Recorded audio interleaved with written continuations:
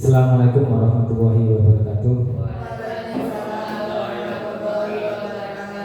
Yang saya hormati Ibu Alfia selaku Kepala Sekolah SD Negeri Kamisah 2, yang saya hormati Bapak Ibu Guru SD Negeri Kamisah 2. Pertama-tama mari kita panjatkan puji syukur kehadirat Allah Subhanahu wa taala karena pada kesempatan kali ini, siang hari ini, kita masih bisa berkumpul untuk sedikit saya menyampaikan beberapa hal terkait budaya positif yang nanti bisa diterapkan di sekolah kita ini.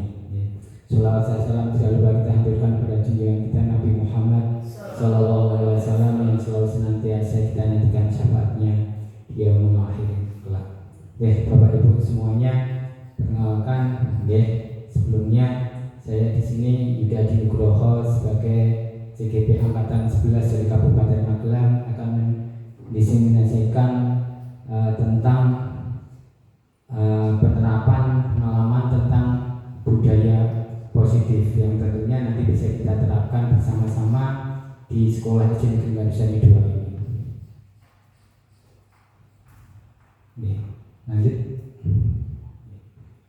Konsep inti budaya positif itu ada 7. Yang pertama ada namanya perubahan paradigma belajar, kemudian ada namanya disiplin positif, kemudian motivasi perilaku manusia, yang keempat ada kebutuhan dasar manusia, yang kelima ada posisi kontrol guru, yang keenam keyakinan kelas, dan yang terakhir ada namanya segitiga restitusi. Pembelajaran dengan paradigma baru merupakan pembelajaran yang dirancang berdasarkan prinsip pembelajaran berdiferensiasi, sehingga para peserta didik belajar sesuai kebutuhannya berdasarkan tahap perkembangan sesuai teori psikologi modern untuk mewujudkan profil belajar Pancasila. Seperti Bapak Ibu ketahui bahwa profil belajar Pancasila ada 6 Pancasila yang sudah kita ketahui bersama-sama. Yang pertama ada beriman bertakwa terhadap Tuhan Yang Maha Esa dan berakhlak mulia, ada berkebinekaan global, bergotong royong, kreatif, bernalar-kritis, dan mandiri. Itu yang ingin kita wujudkan. Pada dasarnya semua pembelajaran yang kita laksanakan muaranya adalah bagaimana kita mewujudkan profil belajar Pancasila. Dan ada beberapa miskonsepsi tentang teori kontrol. Miskonsepsi itu berarti pemahaman yang salah, pemahaman yang keliru, yang selama ini mungkin sudah kita laksanakan, tapi ternyata itu keliru, tidak sesuai. Yang pertama, dari Dr. William Glasser dalam kontrol teori yang kemudian berkembang dan dinamakan sebagai choice theory, meluruskan beberapa miskonsepsi tentang makna kontrol. Yang pertama, ilusi guru mengontrol murid. Yang kedua, ilusi bahwa semua penguatan positif, efektif, dan bermanfaat. Yang ketiga, ada ilusi bahwa kritik dan membuat orang merasa bersalah dapat menguatkan karakter.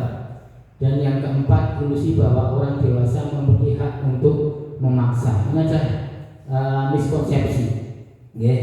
Yang pertama, tentang ilusi guru mengontrol murid. Kita menganggap kita sebagai guru, kita yang mengontrol murid. Itu sebenarnya ada ilusi. Kenapa bisa dikatakan sebagai ilusi? Kita lihat penjelasannya. Pada dasarnya kita tidak dapat memaksa murid untuk berbuat sesuatu jikalau murid tersebut memilih untuk tidak melakukannya. Saya garis bawahi, kita tidak bisa memaksa murid ketika murid itu tidak ingin melakukannya, walaupun tampaknya guru sedang mengontrol perilaku murid. Hal demikian terjadi karena murid sedang mengizinkan dirinya dikontrol. Murid itu mengizinkan dirinya untuk dikontrol. Saat itu bentuk kontrol dulu menjadi kebutuhan dasar yang dipilih murid tersebut. Teori kontrol menyatakan bahwa semua perilaku memiliki tujuan, bahkan terhadap perilaku yang tidak disukai. Kemudian yang kedua ada namanya ilusi bahwa semua penguatan positif, efektif, dan bermanfaat. Kita suka memberikan hadiah, kemudian reward dan sebagainya. Bentuk penguatan positif atau bujukan adalah bentuk-bentuk kontrol. Segala usaha untuk mempengaruhi murid agar mengulangi suatu perilaku tertentu adalah suatu usaha untuk mengontrol murid tersebut. Dalam jangka waktu tertentu, kemungkinan murid tersebut akan menyadarinya dan mencoba untuk menolak rujukan kita, atau bisa jadi murid tersebut menjadi tergantung pada pendapat sang guru untuk berusaha dibujuk-bujuk terus, diberi penguatan. Mungkin saat itu bisa, tapi suatu saat ketika murid itu sadar, ketika tidak dibujuk, bisa jadi kembali lagi seperti semula, hanya sebatas ilusi. Yang ketiga yaitu bahwa ilusi bahwa kritik dan membuat orang merasa bersalah dapat menguatkan karakter. Kadang kita tidak sadar sering mengkritik, memberikan masukan dan sebagainya, menganggap itu bahwa akan menguatkan karakter. Menggunakan kritik dan rasa bersalah untuk mengontrol murid menuju pada identitas gagal. Ini yang perlu kita garis bawahi, ya, menuju pada identitas gagal. Kita tidak boleh membuat murid itu merasa bahwa murid itu gagal. Mereka belajar untuk merasa buruk tentang diri mereka sendiri. Mereka menggambarkan dialog diri yang negatif. Kadang kala sulit bagi guru untuk mengidentifikasi bahwa mereka sedang melakukan perilaku ini, karena seringkali guru cukup menggunakan suara halus untuk menyampaikan pesan negatif. Kadang anak kita kok kayak gini aja nggak bisa, soal gampang mereka nggak bisa. Nah, itu membuat murid kadang merasa bersalah. Takutnya itu masuk ke alam bawah sadar murid, gitu kan? Padahal itu tidak baik. Ketika itu masuk ke alam bawah sadar murid, itu bisa menjadi sugesti, menjadi oh iya, aku kira iso pelajaran BTD, aku kira iso pelajaran matematika, misalkan dan sebagainya. Dan itu membahayakan bagi kedepannya, sehingga murid itu tidak ada motivasi dalam diri sendiri. Kemudian ada namanya ilusi bahwa orang dewasa memiliki hak untuk memaksa. Sama saja. Kita misalkan punya kakak, biasanya kakak nyuruh adiknya, kakak kelasnya nyuruh adik kelasnya, menganggap bahwa yang tua itu punya hak untuk menyuruh, untuk memaksa, untuk memberikan arahan, untuk memberikan perintah. Padahal itu hanya ilusi, ya. Banyak orang dewasa yang percaya bahwa mereka memiliki tanggung jawab untuk membuat murid-murid berbuat hal-hal tersebut.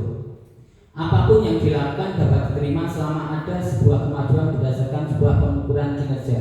Pada saat itu pula, orang dewasa akan menyadari bahwa perilaku memaksa tindakan efektif untuk jangka waktu panjang dan sebuah hubungan permusuhan akan terbentuk. Di sini ada yang suka dipaksa, tentu tidak ada yang suka dipaksa. Makanya pemaksaan mungkin seolah-olah nurut, tapi dalam dirinya sebenarnya tidak ada penolakan. Sehingga kalau dikatakan nurut ya tidak. Kenapa? Karena kalau bisa dibilang tidak ikhlas, gitu ya. Tidak ikhlas, tidak legowo, gitu, Nah, yang perlu kita pelajari sekarang, bahwa yang bisa mengontrol diri kita itu siapa sih? Ya diri kita sendiri, bukan dari orang lain, bukan dari orang lain. Murid pun juga sama. Ketika murid sudah berkeinginan untuk melakukan itu, untuk belajar, yaitu berarti memang murid sudah mengontrol sendiri untuk ingin mau belajar. Bukan dari bapak ibu guru, bukan dari orang tua. Yang dari lain-lain hanya ilusi saja, seolah-olah kita mengontrol, seolah orang lain mengontrol, padahal kita mengendalikan. Contoh misalkan saya di sini, saya tidak mau berangkat kerja, gitu kan? Mau diiming-imingi apa? Kalau misalkan nggak mau, ya saya pasti nggak akan mau. Tapi ketika saya sudah ikhlas dari rumah ingin berangkat kerja, ya pasti akan berangkat dengan sendirinya, nggak perlu disuruh. Contoh misalkan dalam kehidupan sehari-hari, orang yang biasa sholat tanpa disuruh pun dengan adzan akan langsung sholat. Jadi semuanya yang mengontrol itu adalah dalam diri sendiri, bukan dari orang lain. Ini ada beberapa pandangan tentang namanya stimulus respon melawan namanya teori kontrol. Ada namanya stimulus respon, ada namanya teori kontrol. Beda tidak? Berbeda. Namanya stimulus respon dan teori kontrol itu berbeda. Bedanya apa? Untuk stimulus respon, yang pertama, realitas kebutuhan kita sama, tentang kalau stimulus respon. Tetapi kalau teori kontrol, ya kebutuhan kita berbeda. Yang kedua, untuk stimulus respon semua orang melihat hal yang sama. Kemudian kalau teori kontrol, setiap orang memiliki gambaran yang berbeda. Kalau yang ini, yang stimulus respon, kita mencoba mengubah orang agar berpandangan sama dengan kita. Itu stimulus respon. Kita memberikan ini biar mereka seperti ini. Berarti kita mencoba mengubah orang agar berpandangan sama dengan kita, tapi dengan teori kontrol berbeda. Kita berusaha memahami pandangan orang lain tentang dunia. Anak itu kok seperti itu ya, kenapa ya? Kita kok seperti ini, mereka seperti itu, kenapa ya? Kita mencoba memahami apa yang menjadi alasan orang lain untuk melakukan sesuatu tersebut. Kemudian yang ketiga, yang keempat, perilaku buruk dilihat sebagai suatu kesalahan. Ini pada stimulus respon. Tetapi pada teori kontrol, semua perilaku memiliki tujuan. Semua orang melakukan sesuatu itu pasti ada tujuannya. Kalau tidak sama dengan kita, maka dianggap itu sebagai sebuah kesalahan. Kalau dengan teori namanya stimulus respon. Tapi kalau dengan teori kontrol berbeda, pasti ada tujuannya. Anak memukul temannya, kenapa? Pasti ada tujuannya. Kenapa kok bisa sampai seperti itu? Dasarnya apa? Alasannya apa?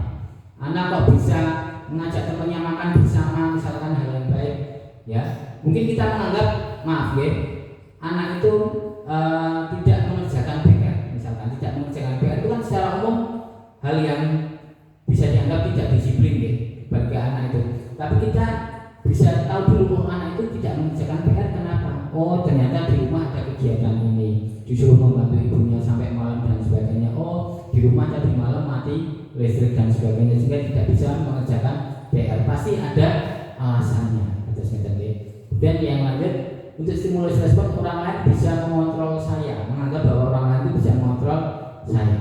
Di sini Bu Alfia selaku kepala sekolah di sini, kalau masih pakai teori yang stimulus respon, berarti Bu Alfia mengontrol saya. Padahal nyatanya tidak. Saya mengontrol diri saya sendiri, bukan langsung Bu Alfia yang mengontrol saya. Tapi Bu Alfia memberikan rambu-rambu, memberikan masukan, sehingga saya berjalan sesuai dengan koridornya, seperti itu. Kemudian yang lanjut, hanya Anda yang bisa mengontrol diri Anda. Ini yang perlu kita tekankan. Tidak ada yang bisa mengontrol orang lain, hanya Anda yang bisa mengontrol diri Anda. Saya bisa mengontrol orang lain, kalau saya kontrol tidak bisa mengontrol orang lain. Pemaksaan ada pada saat rujukan gagal, tapi kalau teori kontrol, kolaborasi dan konsensus menciptakan pilihan-pilihan baru. Yang terakhir, model berpikir menang atau kalah. Kalau yang stimulus respon. Tapi kalau teori kontrol, model berpikir menang-menang, win-win solution. Kita cari win-win solutionnya. Nah, melihat dari teori tersebut, maka harapannya di lingkungan sekolah ini akan menciptakan namanya disiplin positif. Apa sih kata disiplin itu? Karena kita biasanya menganggap disiplin itu berarti aturan, tepat waktu dan lain sebagainya. Tapi kita melihat disiplin berasal dari bahasa Latin namanya disiplina, yang artinya belajar.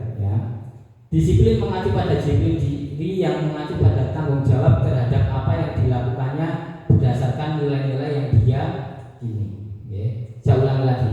Disiplin mengacu pada disiplin diri yang mengacu pada tanggung jawab terhadap apa yang dilakukannya berdasarkan nilai-nilai yang diyakini.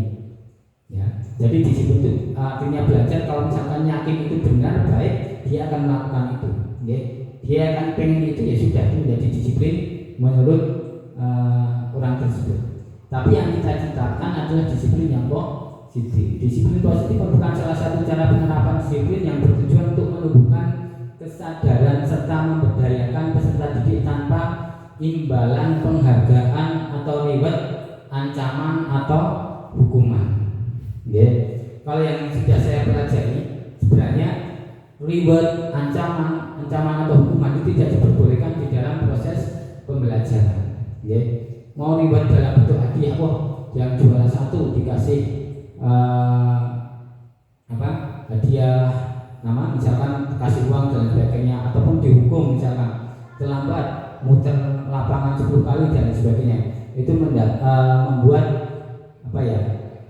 mematikan istilahnya motivasi yang ada di dalam diri siswa. Sehingga bagaimana kita menciptakan disiplin positif untuk menumbuhkan kesadaran.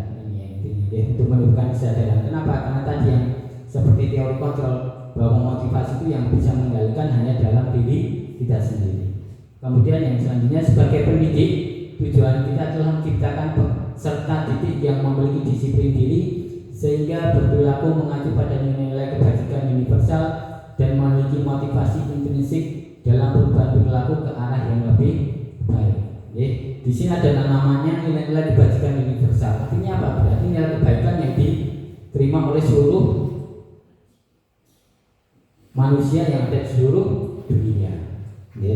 Dan ada namanya motivasi intrinsik. Motivasi intrinsik itu berarti motivasi yang timbul dari dalam diri sendiri. Itu namanya motivasi intrinsik. Seperti itu. Ini contoh misalnya, nilai-nilai kebajikan, nilai yang disepakati bersama melepas dari suku, bangsa, agama, bahasa maupun latar belakangnya. Contoh nilai kebajikan institusi atau organisasi, profil pelajar Pancasila, misalnya beriman dan bertakwa pada Tuhan Yang Maha Esa, berakhlak mulia, berkepentingan global, gotong royong, mandiri, kreatif, dan lain-lain. Sekolah menurut Ibu Primary Years Program atau PYP, ada nama toleransi, rasa hormat, integritas, mandiri, menghargai, antusias, empati, keingintahuan, kreativitas, kerjasama, percaya diri, dan komitmen. Ada juga menurut keterampilan hidup atau life skill, dapat dipercaya, lurus hati, pendengar yang aktif, tidak merendahkan orang lain, dan memberikan yang terbaik dari diri. Itu beberapa contoh nilai-nilai kebajikan universal seperti itu. Nah, ada beberapa motivasi perilaku manusia. Ini beberapa motivasi yang biasa kita lakukan. Kenapa kok melakukan ini ya? Kenapa kok tidak melakukan? Ada beberapa alasan. Yang pertama, motivasi perilaku manusia yang pertama itu untuk menghindari ketidaknyamanan atau hukuman. Wah, nek telat nanti dihukum berjemur di depan. Wah, nek telat nanti tidak boleh masuk ke kelas. Nek telat nanti apanya dipotong dan lain sebagainya. Itu menghindari hukuman atau ketidaknyamanan. Wah, nek telat ribut nama ibu kepala misalkan. Yang kedua, untuk mendapatkan imbalan atau penghargaan dari orang lain. Wah, saya harus bangun pagi. Motivasinya bangun pagi, kemudian piket biar di alam nama bapak ibu guru, itu mendapatkan penghargaan. Wah, saya harus banyak membuat karya ilmiah biar dianggap sebagai guru yang profesional, ya, guru yang teladan, ya, misalkan. Itu mendapatkan imbalan atau penghargaan dari orang lain. Yang ketiga, untuk menjadi orang yang mereka inginkan dan menghargai diri sendiri dengan nilai-nilai yang mereka percaya. Maksudnya apa?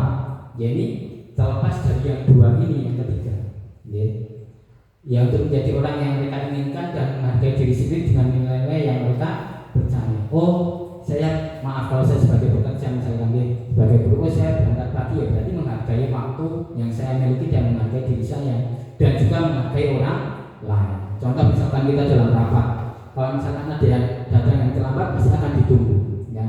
Tapi kalau kita bisa menghargai diri, nek saya datang lebih awal, berarti saya tidak akan menunda-nunda rapatnya. Dan itu menjadi penghargaan buat orang lain dan buat diri kita juga. Jadi sama-sama menghargai, bentuk penghargaan kepada orang lain dan bentuk penghargaan kepada diri kita sendiri. Ini sepatutnya menjadi motivasi yang selalu kita tanamkan tadi untuk yang ketiga. Seperti itu. Kemudian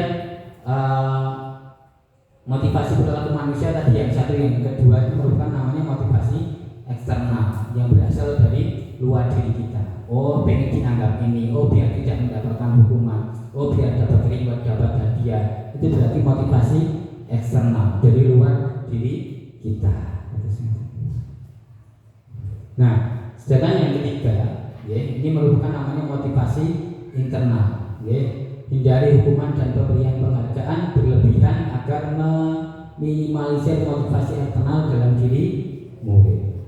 Seperti yang saya sampaikan, tidak mungkin juga kita semuanya murni hanya motivasi intrinsik. Pasti tetap ada motivasi eksternal. Tapi harapannya itu bukan menjadi motivasi yang dominan di dalam diri kita. Saya bekerja juga pengen mendapatkan gaji, itu juga termasuk namanya motivasi eksternal. Tapi kalau kita anggap bahwa bekerja itu menjadi ibadah, kemudian gaji itu menjadi kewajiban saya sebagai seorang suami kepada keluarga saya, itu bisa dikatakan sebagai motivasi intrinsik. Tapi kalau hanya mendapatkan gaji atau dia kaya dan sebagainya beda lagi, ya. Jadi beda niat, beda motivasi. Nah, ini, ya. Kenapa tadi yang saya sampaikan kita menghindari ini, ya. Menghindari namanya hukuman, ya. Kemudian ada namanya konsekuensi, kemudian ada namanya restitusi. Apa toh? Mungkin Bapak Ibu baru dengar namanya restitusi. Saya pun juga sama. Ketika mengikuti CGB itu baru dengar namanya restitusi. Nah, kita akan belajar bersama-sama. Kenapa hukuman, ya, bedanya hukuman, konsekuensi sama restitusi? Hukuman, ya, tidak terencana atau tiba-tiba. Oh, terlambat, muter, lapangan betul. Oh, tidak memakai sepatu hitam misalkan, sepatunya lepas, tidak boleh pakai sepatu selama seharian misalkan, ya. Tapi alhamdulillah kalau di SD kita jarang menerapkan namanya hukuman. Bisa dibilang 0% ya hukuman yang sering kita lakukan. Harapannya ini menjadi kedepannya lebih dilanjutkan lagi, karena kita tidak pernah menerapkan namanya hukuman, ya. Terima kasih Bapak Ibu semuanya. Tepuk tangan buat Bapak Ibu semuanya. Sebelum mengetahui ini ternyata kita sudah melaksanakan terlebih dahulu. Tapi ini ada ilmunya lagi. Kemudian kalau konsekuensi terencana disepakati sesuai peraturan. Kalau tidak mengerjakan PR maka nanti kamu piket. Itu disepakati bersama. Kalau terlambat berarti nanti memimpin berdoa. Misalkan. Ini konsekuensi. Kalau terlambat berarti nanti tidak bisa masuk kelas. Itu namanya konsekuensi. Disepakati bareng-bareng. Oh, saya tahu nih aku udah terlambat, misalkan sekarang nggak piket berarti besok piket selama 1 minggu. Itu disepakati. Itu namanya konsekuensi. Tapi kalau restitusi, ya, proses menciptakan kondisi bagaimana untuk memperbaiki kesalahan. Kamu salah apa tuh? Misalkan, ya tidak apa-apa salah. Terus bagaimana cara memperbaiki kesalahan yang sudah dilakukan? Itu namanya restitusi. Ditawarkan lagi ke orang yang bersangkutan. Kalau kita ya ditawarkan lagi kepada siswa kita.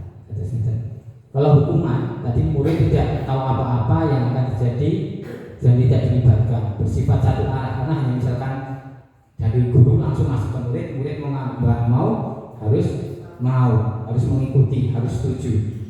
Ini nggak setuju, tambahin mana hukumannya. Biasanya kan gitu. Kalau nulis kalimat 10 nggak mau, tambah jadi zakat misalkan. Ya. Berupaya hukuman fisik atau psikis. Ini yang membahayakan psikis ini. Kalau fisik hanya dari luarnya, kalau sudah sampai ke psikis ini yang bisa membuat murid itu kehilangan daya juangnya, semangat belajar. Itu yang sangat berbahaya. Kemudian konsekuensi tadi, murid tetap dibuat tidak nyaman. Sikap guru selalu memonitor murid. Siapa ada yang tapi murid walaupun ini ada kesepakatan di awal, tapi tetap murid mau tidak mau tetap tidak nyaman. Kemudian restitusi tadi, ada namanya proses kolaboratif yang mengajarkan murid untuk mencari solusi sendiri. Kenapa dibilang kolaboratif? Karena di situ ada komunikasi antara guru dengan murid. Contoh misalkan ada murid itu datang ke sini, ya, tapi datangnya terlambat. Datang terlambat juga setengah 8 sampai sini. Kalau hukuman pasti langsung sudah kamu nggak boleh masuk, misalkan pulang saja boleh, itu hukuman. Tergantung guru nih. Ya berarti kamu sekarang langsung nyapu halaman karena terlambat. Ini merupakan hukuman. Kalau konsekuensi, misalkan ada murid setengah 8 datang sini, ya kamu terlambat setengah jam. Kemarin peraturannya gimana kalau terlambat setengah jam? Misalkan, nanti saya berdiri di depan kelas, nggak boleh mengikuti pembelajaran jam pertama. Itu namanya konsekuensi. Sudah ada kesepakatan sebelumnya. Tapi kalau restitusi, diajak duduk bareng, makanya ada namanya kolaboratif itu bersama-sama. Antara guru dengan murid diajak duduk, diajak ngobrol dulu dengan obrolan yang santai, bukan obrolan yang langsung menyalahkan. Misalkan, Mas Rifki kenapa datang terlambat? Gimana kabarnya Mas Rifki? Misalkan aja yang terlambat Mas Rifki. Ditanya dulu kabarnya, terlambat itu nggak masalah. Misalkan orang juga pernah melakukan kesalahan. Kenapa kok bisa terlambat? Ditanya, alasannya ini. Seperti itu. Bapak paham dengan apa yang Mas Rifki rasakan. Terus apa yang bisa Mas Riki lakukan karena sudah terlambat misalkan ya? Oh pasti akan berpikir saya akan berjanji lagi, nggak harus bentuknya itu nanti hukuman, tidak harus bentuknya saat itu anak harus melakukan apa enggak, tapi ada sebuah kata ingin memperbaiki dalam dirinya sendiri itu pun sudah bagus. Berarti anak itu sudah merasa bersalah, kemudian kembali lagi ke namanya kesepakatan kelas. Oh biasanya apa misalkan itu ya. Oh tidak boleh terlambat Pak, berarti saya besok berjanji tidak akan terlambat lagi, saya akan bangun lebih pagi dan sebagainya. Oh itu merupakan namanya restitusi, mengembalikan kepada murid. Oh bagaimana murid itu untuk berpikir kembali agar apa yang sudah menjadi kesalahannya, yang dianggap menjadi kesalahannya itu bisa diterima dan murid itu diberikan kesempatan untuk memperbaiki lagi. Kalau kita melakukan kesalahan kan pasti namanya manusia kan dapat salah dan lupa. Tapi bagaimana ketika kita di posisi ini, pasti paling enak ya posisi yang mana? Yang diberikan restitusi, ya. Karena dikembalikan lagi kepada diri kita masing-masing. Lanjut, ini ya. Ini sangat banyak ya. Nanti sambil bisa dibaca sendiri. Ya, hukuman sesuatu yang sangat menyakitkan, konsekuensi sesuatu harus terjadi. Kalau restitusi merupakan pilihan. Hukuman tidak nyaman untuk murid atau anak untuk jangka waktu panjang, konsekuensi tidak nyaman untuk murid untuk jangka waktu pendek.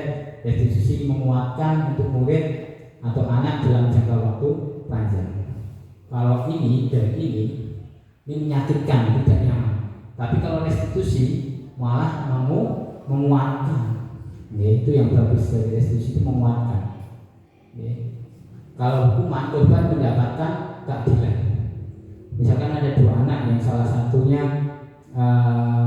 dirusake, misalkan dirusake pensilnya, misalkan yang merusaknya mesti dihukum, yang korban rumongso mesti semua karena dihukum, mendapatkan keadilan, seolah-olah mendapatkan keadilan. Kalau ini korban bisa diabaikan, kalau konsekuensi restitusi korban mendapatkan ganti. Hukuman murid akan tersakiti, konsekuensi murid dibuat tidak nyaman. Restitusi murid mendapatkan penguatan tadi ya. Kemudian hukuman perilaku pasif agresif meningkat, konsekuensi penguatan hanya bertahan dalam jangka waktu pendek. Kalau restitusi masalahnya terpecahkan. Kenapa? Karena misalkan siswa ada masalah di situ disuruh menyampaikan dan guru nanti berkolaborasi ya, bermusyawarah ya, ngobrol-ngobrol untuk mencari win-win solusinya ya, sehingga masalahnya pasti terpecahkan. Kemudian sistem tidak akan berjalan bila murid tidak takut. Nah, ini hukuman. Nah, murid tidak takut ya biasa saja ya. Murid mendapat hukuman ya santai saja ya, nggak akan jalan karena hukuman itu menciptakan ketakutan ya. Kemudian kalau konsekuensi memerlukan monitoring dan supervisi terus-menerus dari guru. Aturannya sudah berjalan belum, apa yang terlaksana, apa yang belum, apa yang sering murid langgar, itu harus di monitor terus. Tapi kalau restitusi, murid belajar bertanggung jawab untuk perilakunya.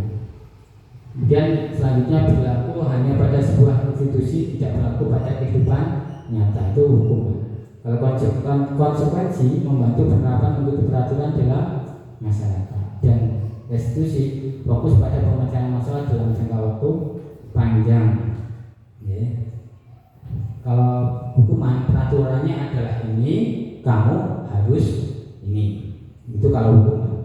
Kalau konsekuensi, apa peraturannya, mampukah kamu melakukannya? Terima kasih. Ya kenapa? Karena ada kesepakatan. Kalau ini hanya satu arah. Kalau restitusi, apa yang kamu yakini? Oh, saya meyakini bahwa saya tidak bertanggung jawab karena melakukan ini. Saya tidak disiplin karena melakukan ini. Ya. Atau saya meyakini, oh disiplin itu hal yang baik. Oh datang tepat waktu adalah hal yang baik. Itu yang diyakini. Apa yang bisa kamu lakukan untuk memperbaiki masalah ini? Ya berarti dalam diri sendiri. Nah, untuk menciptakan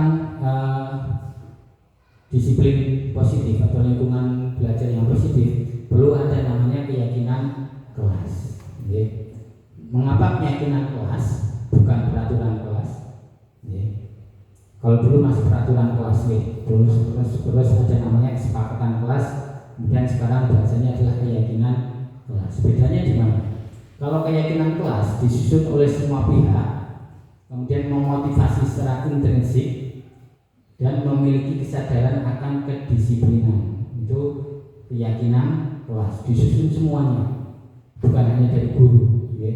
Murid juga terlibat, kemudian memotivasi secara intrinsik dan memiliki kesadaran akan kedisiplinan. Tetapi kalau peraturan kelas disusun secara sepihak, ya sepihak itu berarti dari bapak ibu guru saja, memotivasi secara eksternal, ketakutan siswa pada hukuman dan sanksi. Itu bedanya peraturan dan keyakinan kelas.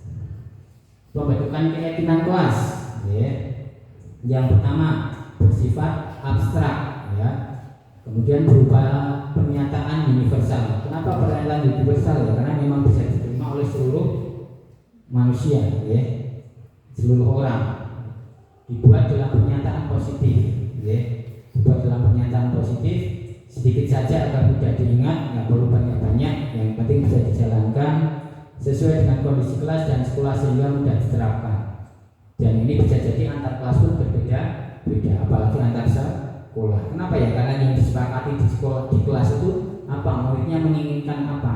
Yang disepakati antara murid dengan guru. Beda kelas 1, kelas 6 pasti berbeda, ya. Sangat berbeda karena perilaku muridnya pun berbeda. Dan membuat keyakinan di kelas 1 pun mesti akan lebih, katakan lebih susah dibandingkan kelas 6, karena daya nalarnya anak kelas 1 berbeda dengan kelas 6. Anak 1 misalkan berpakaian yang rapi itu bisa, tapi kalau kelas 6 seharusnya itu sudah jalan tanpa ada peraturan itu, ya. Semua warga sekolah atau warga kelas dilibatkan dalam membuat keyakinan kelas, karena ini memang harus menjadi apa ya, diterima oleh semuanya, ya. Namanya kesepakatan keyakinan kelas, ya, harus berarti diyakini secara bersama-sama. Kebutuhan dasar manusia, ya. Ada beberapa kebutuhan dasar manusia, yaitu merupakan segala sesuatu yang kita lakukan untuk mendapatkan apa yang kita inginkan. Seluruh tindakan yang kita lakukan melalui tujuan tertentu dan semua usaha terbaik yang kita lakukan adalah dalam rangka agar kebutuhan dasar kita terpenuhi dengan baik. Itu yang dikatakan sebagai kebutuhan dasar manusia. Kita butuh apa saja sih?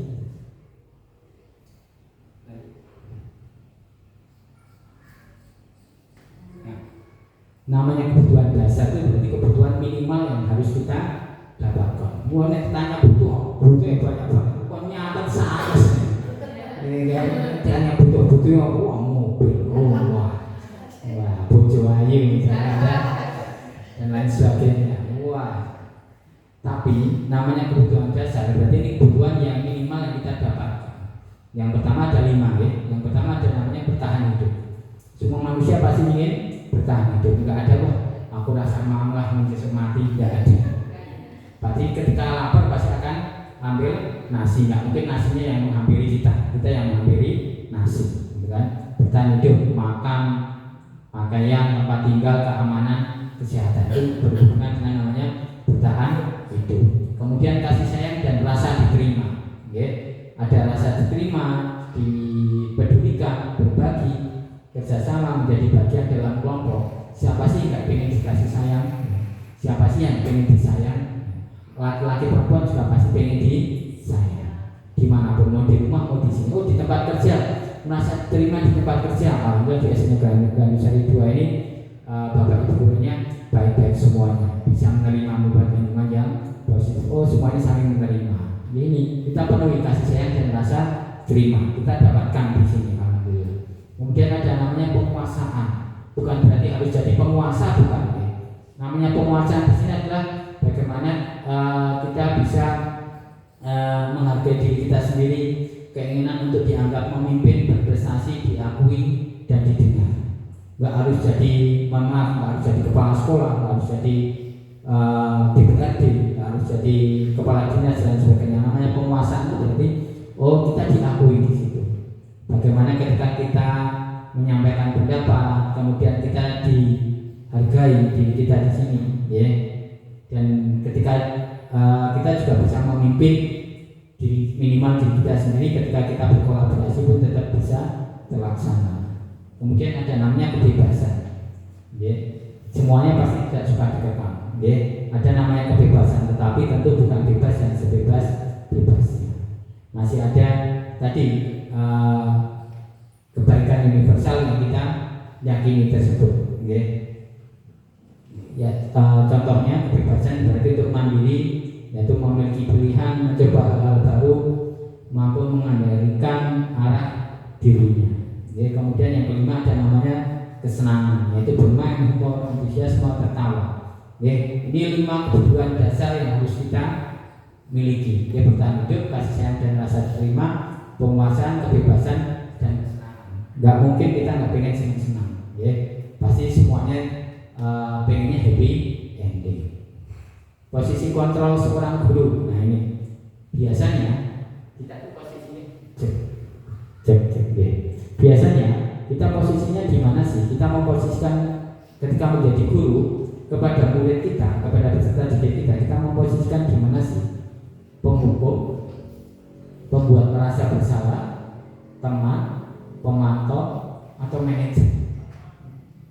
Ada yang menjadi teman, Bu Ambar jadi teman. Kalau Bu Ika manajer, Bapak Halim pemantau, kalau Bu Dwi teman, Bu Uti teman, Pak Chandra teman, Ibu si manajer, jelas manajer kalau dia. Lanjut. Nah, beda nggak posisi tersebut? Tentu berbeda. Ketika memposisikan sebagai seorang guru yang penghukum, dalam tanda kutip penghukum, maka seorang penghukum bisa menggunakan hukum fisik maupun hukum verbal. Sering menghukum siswa, sidik-sidik ketika tidak sesuai dengan keinginannya dihukum, dikit-dikit dihukum. Itu berarti Bapak Ibu seorang penghukum. Tapi bagaimana pembuat merasa bersalah? Sampai anak itu merasa bersalah, sampai mau bicara pun susah karena tersedak-sedak. Pada posisi ini biasanya guru akan bersuara lebih lembut. Lembutnya itu biar apa? Biar masuk dan siswa itu benar-benar merasa bersalah. Membuat rasa bersalah akan menggunakan keheningannya yang membuat orang lain merasa tidak nyaman, bersalah atau rendah diri. Itu membuat rasa bersalah. Pernah misalkan pas acara apa kumpul-kumpul kemudian lampu dimatikan, kemudian nangis badan, itu sama, membuat rasa bersalah. Karena kita akan mengingat kesalahan-kesalahan yang sudah pernah kita buat. Ini tadi yang menjadi teman. Guru pada posisi ini tidak akan menyakiti murid, namun akan tetap berupaya mengontrol murid melalui persuasi. Persuasi itu apa? Ajakan. Ayolah dikerjakan yang kerjakanlah, seolah-olah menjadi teman. Tapi tetap berusaha mengontrol murid melalui persuasi. Kemudian ada namanya pemantau. Tadi Pak Halim memantau berarti mengawasi. Pada saat kita mengawasi, kita bertanggung jawab atas perilaku orang-orang yang kita awasi. Posisi pemantau berdasarkan pada peraturan-peraturan dan konsekuensi dengan menggunakan sanksi atau konsekuensi. Kita ada namanya sanksi atau konsekuensi, dipantau terus. Nah, yang terakhir Ibu, ada yang milih manajer siapa tadi? Bu Ika. Posisi terakhir yaitu manajer. Posisi manajer berarti posisi di mana guru berbuat sesuatu bersama dengan murid, mempersilahkan murid mempertanggungjawabkan perilakunya, mendukung murid agar dapat menemukan solusi atas permasalahannya sendiri. Seorang manajer telah memiliki keterampilan di posisi teman maupun pemantau. Tepuk tangan buat manajer. Jadi tadi yang posisi manajer itu sudah bisa menerapkan namanya restitusi tadi. Ya bisa jadi teman, ya bisa jadi pemantau. Bagus. Yaitu idealnya seperti itu. Kita bisa memposisikan diri dulu sebagai seorang manajer. Makanya manajer gajinya gede karena memang harus bisa mengendalikan semuanya, gitu ya. Lanjut, ya. Posisi kontrol seorang guru. Contoh kasus misalkan, ya. siswa tidak memakai atribut lengkap saat upacara bendera. Nah, hormat pada bendera selama 1 jam itu hukum. Orang pas upacara, kemudian suruh hormat pada bendera selama 1 jam, berarti posisi guru itu adalah sebagai penghukum. Kemudian kalau pembuat merasa bersalah, berapa kali ibu atau bapak harus memberitahu kamu? Kamu selalu saja mengecewakan ibu atau bapak. Seolah-olah aku mengecewakan bapak ibu bapak. Ya kan? Itu membuat anak itu merasa bersalah. Berarti posisinya guru adalah sebagai pembuat merasa bersalah, posisi kontrolnya. Kemudian contoh masih sama. Ayo dong ikuti aturan sekolah, tolong bantu ibu atau bapak ya sekali ini. Ya sudah, tidak apa-apa, lain kali jangan sampai berbuat seperti ini lagi ya. Itu berarti posisi teman. Ya sudah, obrolannya kayak obrolan dengan teman gitu ya. Tapi ya tetap ada persuasinya tadi ya. Ya sudah, tidak, lain kali jangan sampai berbuat seperti ini lagi ya. Itu kan persuasi ajakan. Kemudian yang pemantau ya tadi, kamu sudah melanggar peraturan sekolah, kamu tahu konsekuensinya. Setelah upacara kamu beri atributnya koperasi dan jangan diulangi lagi. Langsung tumbas atributnya. Saat itu juga, ya. Berarti ada konsekuensi atau hukumannya. Itu sebagai pemantau. Yang manajer berikut, kira-kira, apakah kamu tahu kesalahanmu? Tahu Pak. Apa kesalahanmu? Jadi saya tidak memakai atribut. Oh, tidak apa-apa. Yang lain juga ada. Tidak apa-apa. Kamu bukan satu-satunya yang pernah bersalah. Misalnya, kemarin itu juga nggak pakai, tapi sekarang sudah pakai. Bagaimana kamu mau perbaiki kesalahannya? Ya, biar tawarkan saja. Pak, nanti saya tak pulang tak bilang sama ibu untuk beli dan jaket. Oh ya, sudah. Nah, misalkan kayak gitu. Atau kalau pemantau itu kan langsung nyuruh beli. Tapi kalau di sini misalkan habis ini saya tak beli Pak. Oh iya, itu beda lagi. Kalau anak itu ada keinginan untuk membeli sendiri, itu berarti guru sebagai seorang manajer. Tapi kalau tadi ya sudah, jadi sekarang kamu beli di kantin, ya dipakai. Ya besok tidak boleh, nggak dipakai lagi misalkan. Itu sebagai pemantau. Tapi ketika ditahu, ya Pak, nanti saya ke kantin tak beli ini biar atribut saya lengkap. Itu sebagai seorang manajer. Koperasi misalkan ya. Tadi saya bilang kantin ya, koperasi ya. Maaf, di koperasi. Lanjut.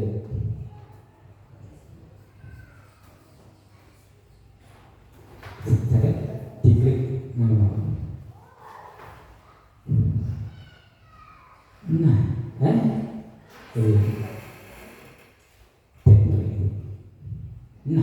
Nah, ada namanya segitiga restitusi. Kita tadi belajar tentang namanya restitusi. Terus apa hubungannya dengan segitiga restitusi? Segitiga restitusi merupakan proses dialog yang dijalankan oleh seorang guru agar dapat menghasilkan murid yang mandiri dan bertanggung jawab. Bagaimana biar murid itu kembali lagi kepada keyakinannya yang tadi. Pernah melakukan kesalahan. Berarti yang pertama yang harus kita lakukan adalah menstabilkan identitas. Menstabilkan identitas maksudnya apa? Oh, anak itu sedang melakukan kesalahan. Ya tidak apa-apa, dimaafkan kesalahan, ditenangkan dulu maksudnya. Oh, tidak apa-apa, salahnya ini gini. Itu namanya menstabilkan identitas. Kemudian memvalidasi tindakan yang salah. Kok salah kok divalidasi? Iya, biar anak itu tahu kalau itu adalah salah. Tapi bagaimana salah itu tidak diulangi lagi. Bukan berarti pembenaran, oh ini salah, bukan. Dalam artian ini, siswa, itu salah ya. Iya Pak, salah. Berarti siswa itu mau validasi bahwa yang dilakukan itu salah. Bukan dari gurunya, ini salah, bukan. Tapi kita kembalikan ke siswanya. Oh iya Pak, yang saya lakukan itu salah. Berarti siswa sudah paham bahwa itu perbuatan yang salah. Ketika siswa sudah meyakini, sudah tenang, kemudian divalidasi tindakan yang salah, sudah merasa salah, yang terakhir adalah menanyakan keyakinan. Oh, ketika kamu salah, terus apa yang bisa kamu lakukan agar tidak mengulangi lagi, atau apa yang bisa kamu lakukan setelah melakukan kesalahan ini, dan seterusnya biar tidak terulang lagi. Oh, yang baik itu seperti ini. Berarti itu menanyakan keyakinan lagi. Tadi kebaikan universal. Satu anak, satu guru, ciptakan sekolah maju, mari terapkan bersama seketika restitusi, satu anak, satu guru. Dalam artian apa? Jadi ketika anak melakukan sebuah kesalahan, ya hadapannya baiknya satu guru, satu anak, bukan bareng-bareng gitu ya. Itu idealnya. Ya walaupun kita di sini gurunya sedikit, tapi bagaimana kita bisa menciptakan lingkungan atau disiplin yang positif tersebut agar bisa terlaksana. Lanjut. Nah, ini tadi yang sudah saya sampaikan bahwa menstabilkan identitas. Contohnya misalkan bagian dasar dari segitiga bertujuan untuk mengubah identitas anak dari orang yang gagal karena melakukan kesalahan menjadi orang yang sukses. Contohnya, berbuat salah itu tidak apa-apa. Tidak ada manusia yang sempurna. Saya juga pernah melakukan kesalahan seperti itu. Kita bisa menyelesaikan ini. Bapak tidak tertarik mencari siapa yang salah, tetapi Bapak ingin mencari solusi dari permasalahan ini. Kamu berhak merasa begitu. Apakah kamu sedang menjadi teman yang baik buat dirimu sendiri? Itu menstabilkan identitas. Berarti menenangkan anak dulu. Dan anaknya tenang, dan keluar kamu dulu. Nah, kembali. Kalau kita marah-marah langsung disalahkan, mesti berontak. Tapi bagaimana kita kamu dulu dengan kata-kata seperti ini, masih anak itu masih larang. Lanjut, validasi tindakan yang salah. Konsep langkah kedua yaitu adalah kita harus memahami kebutuhan dasar yang mendasari tindakan anak berbuat kesalahan. Tadi pasti ada alasan. Menurut teori kontrol, semua tindakan manusia baik atau buruk pasti memiliki maksud atau tujuan tertentu. Ketika kita menolak anak yang berbuat salah, dia akan tetap dalam masalah. Yang diperlukan adalah kita memahami alasan melakukan hal tersebut sehingga anak merasa dipahami. Contohnya, padahal kamu bisa melakukan yang lebih buruk dari ini ya, tapi kamu tidak melakukannya. Jangan anak cuma ngapain saja, padahal dia bisa lebih daripada itu. Contoh anak disakiti temannya, tapi anak itu cuma membalas jibet misalkan. Padahal dia bisa mukul, bisa tendang dan sebagainya. Berarti kita bisa, padahal kamu bisa melakukan yang lebih buruk dari ini, ya, tapi kamu tidak melakukannya. Kita ucapkan terima kasih, misalkan. Kamu pasti punya alasan mengapa melakukan hal itu. Ya pasti ada alasan dasarnya. Kamu patut bangga pada dirimu sendiri karena kamu telah melindungi sesuatu yang penting buatmu. Contoh ini misalkan temannya mau pinjam pensiun misalkan, dia sudah nggak boleh, tapi temannya merebut misalkan. Kemudian dia membalas, misalkan dia membalas. Tentu anak itu membalas pasti ada alasannya. Misalkan ini, seperti kata yang tadi, kamu patut bangga pada diri sendiri, kamu telah melindungi sesuatu yang penting buat kamu, karena basinya akan digunakan direbut temannya, dia nggak terima, dia balas, ya tidak masalah, karena itu alasan dia, ya, alasan murid tersebut untuk melakukan itu.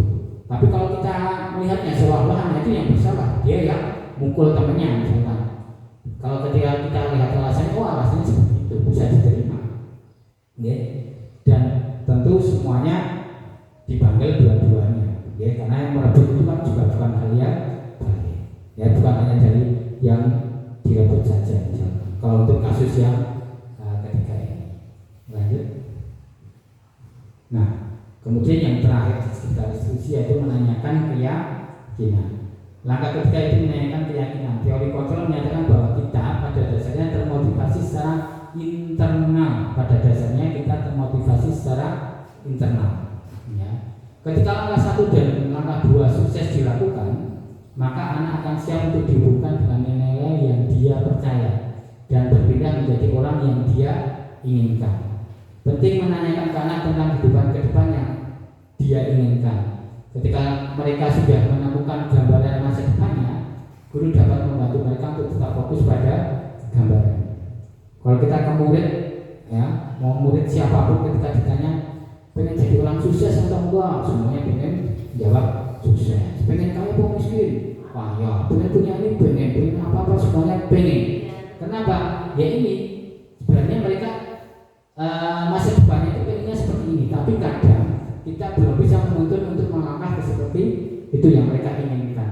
Makanya kita harus bisa memunculkan motivasi internal dari anak-anak tersebut. Okay. Jadi ketika motivasi internal itu akan keluar dengan sendirinya, ya dalam artian dibantu melalui seketika instruksi ini, ketika anak melakukan kesalahan, maka itu akan lebih lama bertahannya, ya, dibandingkan dengan motivasi eksternal. Okay. Berarti untuk menyayangkan ke anak kehidupan seperti apa nantinya yang mereka inginkan. Apakah kamu ingin menjadi orang yang sukses, bertanggung jawab atau bisa dipercaya? Pasti semuanya anak ingin itu, ya. Kebanyakan anak akan mengatakan iya, tapi mereka tidak tahu bagaimana cara menjadi orang yang seperti itu. Guru dapat membantu dengan bertanya seperti apa jika mereka menjadi orang seperti itu, ya. Kalau ditanya pasti anak-anak kelas 1 pun ditanya pasti seperti itu, apalagi kelas yang sudah nalar, kelas 6 atau kelas besar. Mereka pasti akan menjawab ini, dia akan mengiyakan itu. Nah, contoh, ya. Sekarang kita mencoba praktek segitiga restitusi, misalkan, ya. Ada yang ingin menjadi relawan, ya. Siapa yang ingin jadi gurunya? Siapa yang ingin jadi muridnya? Ya, ada yang bersedia? Pak Alen jadi gurunya, ya. Nah, muridnya Bu Ika. Ya. Nah, ini kasusnya. Wah, ya, kasusnya. Anda bernama Ali, ya. Seorang murid kelas 6 SD Negeri Ceria. Sewaktu jam sebelum istirahat makan siang dimulai, Anda melihat Amira yang sedang memperhatikan hasil ujian atau ulangan yang didapatkannya. Anda menghampiri Amira dan bertanya berapakah nilai yang didapatkannya. Amira menjawab mendapatkan hasil 60. Seketika Anda merasa senang dengan nilai yang 90 yang Anda dapatkan. Rasa senang itu Anda keluarkan dengan mengucapkan, "Ye, nilai saya lebih bagus dari nilai kamu." Dan kamu tidak belajar dengan benar sih, belajar lebih keras lagi ya. Meskipun itu sebenarnya sambil bercanda, kan? Dengan nada menyindir, bercanda juga. Amira yang mendengar itu langsung tiba-tiba terlihat sedih dan terlihat mulai menangis. Anda langsung merasa bersalah, namun menyadari ada teman lain yang masuk ke dalam kelas. Anda memutuskan untuk keluar dari kelas sewaktu jam pulang sekolah. Guru Anda meminta waktu sebentar untuk berbincang dengan Anda. Ya, kira-kira perbincangannya gimana ketika kita mempraktekkan segitiga restitusi? Ya, sini maju ke depan Pak Alim sama Bu Ika. Udah apa-apa, langsung praktek langsung. Ya, ya, ini Dek Ika sama Pak Alim. Ya. Sambil duduk apa berdiri mawon? Berdiri saja. Ya, sini. Monggo Pak Guru, monggo misalkan gimana? Wah ini, ya, ini Dek Ika ini, wah nilainya api, ini malah ngece temennya konconya. Wah, konconya jadi sedih, ya, merasa tersakiti. Bagaimana? Dan sebenarnya sudah merasa bersalah, tapi karena ada temannya, ya, jadi malu, ya, gengsi loh. Wah, aku yang api kalau konconya ini, wah, ini saja nih yang merasa bersalah. Bagaimana menyadarkan Dek ini, ya, agar kembali ke keyakinan yang semula? Kira-kira awalnya gimana? Tadi dari menstabilkan identitas, kemudian validasi tindakan yang salah, kemudian yang selanjutnya adalah menanyakan keyakinannya untuk memperhatikan segitiga restitusi tersebut. Stabilkan dulu, ditenangkan dulu, tanyakan dulu alasannya apa, kemudian tanya lagi usaha atau enggak, kemudian keyakinannya kedepannya seperti apa. Monggo coba kita praktekkan. Tidak apa-apa, yuk. Ya, ini langsung saja terkait dengan kasus tadi, ya. Jadi agak sini aja, ini di atas.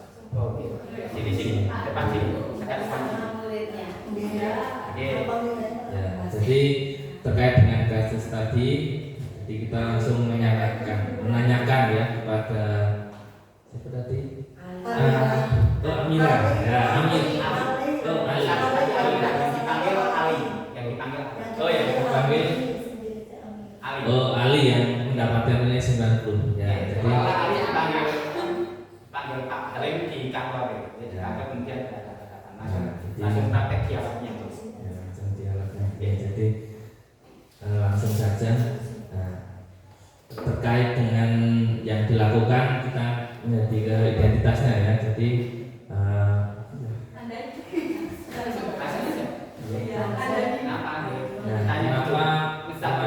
kenapa melakukan seperti itu?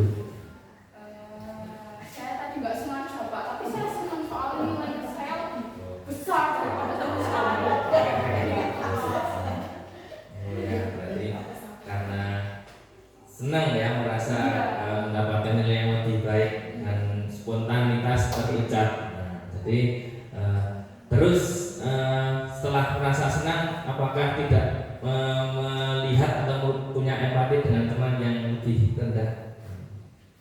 Tadi karena saya lihat muka teman saya seperti itu Pak, ya saya jadi ikut merasa bersalah. Merasa bersalah. Jadi terus apa yang bisa diperbaiki setelah melakukan kesalahan itu? Apa yang akan dilakukan? Harusnya saya minta maaf ya Pak. Tapi saya malu ya Pak. Saya malu.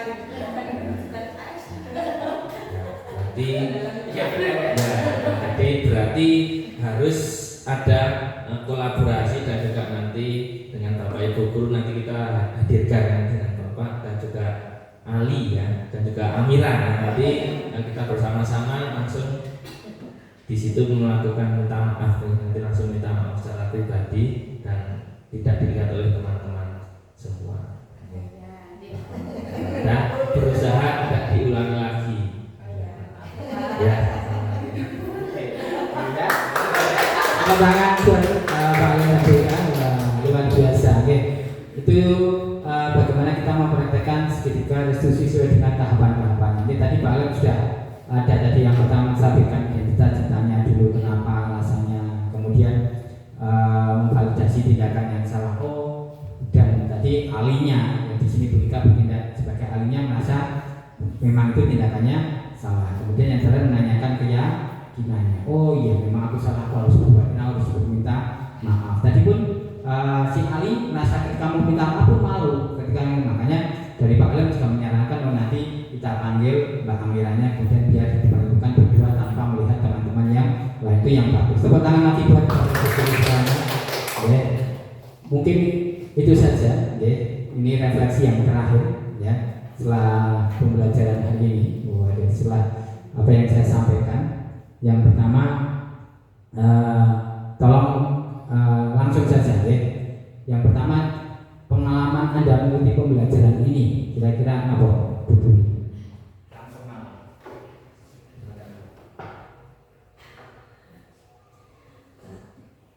Enggak ada suara, enggak ada suara. Harus mau. Mohon maaf ini karena kesalahan teknis karena kita suaranya.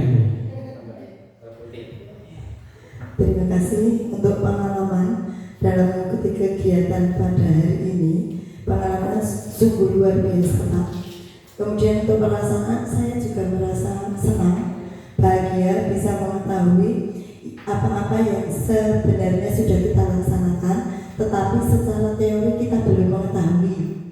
Kemudian untuk pelajaran apa yang saya dapatkan dari proses ini, itu saya akan berusaha semaksimal mungkin untuk menerapkan pembelajaran ini dalam lingkungan sekolah saya. Kemudian apa yang bisa saya lakukan dengan lebih baik jika saya melakukan hal serupa di masa depan dengan melakukan penguatan dan secara terus-menerus untuk selalu berinovasi. Seperti itu. Terima kasih. Terima kasih Bu Tin atas refleksinya. Satu ulang lagi, satu ulang lagi. Wah, Bu Ambar, Mbak. Itu refleksinya. Oke. Kira-kira pengalamannya, perasaannya, pelajaran apa, kemudian apa yang akan dilakukan. Pengalaman saya saat mengikuti mengikuti pembelajaran ini senang karena berjalan seperti tidak antara pembicara dan tapi secara teman ya. Terus bagaimana perasaan selama pembelajaran berlangsung menyenangkan, dan saya pun jadi tahu apa itu segitiga berrestitusi. Yang semula saya pun tidak tahu itu apa. Terus peran guru sebagai apa itu mungkin kita setiap hari melakukannya tapi tidak tahu teorinya. Apa yang bisa saya lakukan dengan lebih baik dan saya melakukan hal serupa di masa depan supaya anak-anak belajar dengan senang. Terima kasih. Terima kasih. Mohon pertanyaannya. Oke, mungkin cukup sebetulnya ya. Oke. Ya, mungkin itu saja yang bisa saya sampaikan tentang budaya positif ya, yang sudah saya terima, kemudian bisa saya sampaikan sedikit ilmu ini kepada Bapak Ibu semuanya. Semoga ini bisa berguna buat kita semuanya dan buat saya juga. Mohon saling mengingatkan, saling menguatkan bagaimana kita tentu kedepannya di SMK Indonesia 2 ini tetap saling berkolaborasi, tetap saling menyemangati satu sama lain. Untuk selanjutnya, bila banyak salah saya baik sengaja atau tidak sengaja dalam kegiatan hari ini, saya mohon maaf yang sebesar-besarnya. Saya akhiri, wassalamualaikum warahmatullahi wabarakatuh.